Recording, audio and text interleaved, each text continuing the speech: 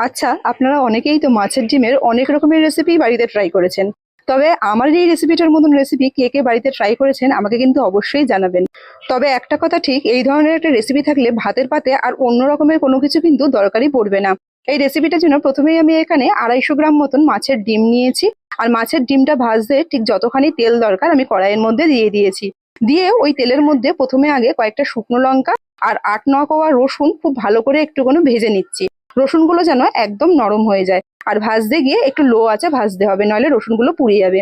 এরপর একটা মিডিয়াম সাইজের পেঁয়াজ একদম পাতলা পাতলা করে কেটে নিয়েছি, আর পেঁয়াজের অর্ধেকটা আমি এখন তেলের ওপর দিয়েছি।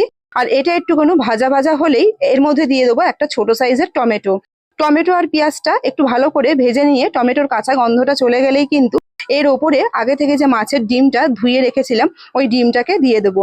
ডিমটা সম্পূর্ণরূপে ভাজা হয়ে গেলে কিন্তু এটাকে নামিয়ে আমি সাইডে রেখে দিচ্ছি। আর আগে থেকে যে শুকনো লঙ্কা আর রসুনটাকে ভেজে রেখে দিয়েছিলাম ওটাকে সামান্য একটু নুন দিয়ে ভালো করে ডলে নেবো। আর তার মধ্যে দিয়ে দিচ্ছি যে অর্ধেক কুচিয়ে রাখা পেঁয়াজটা আর এক মুঠো মতন একটুখানি ধনে পাতা, আর সেই সাথে একটু কাঁচা লঙ্কা আর অল্প একটু সর্ষের তেল দিয়ে আগে খুব ভালো করে এগুলোকে মেখিয়ে নিচ্ছি। তারপরে যে আগে থেকে ভেজে রেখে দিয়েছিলাম ডিমটা সেটাকেও এর সাথে মিশিয়ে নিই।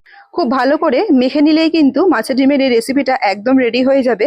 আর গরম ভাতের সাথে এইরকম ধরনের যদি একটা মাছের ডিমের রেসিপি থাকে আমার মনে হয় আর কিন্তু কোনো কিছু দরকারই পড়বে না।